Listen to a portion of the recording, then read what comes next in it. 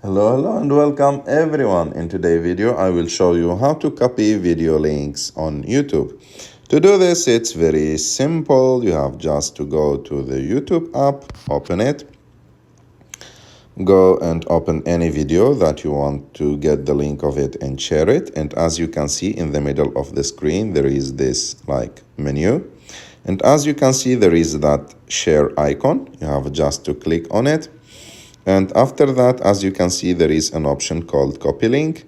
You have just to click on it, and like that, this link is copied and you can share it with any person that you want.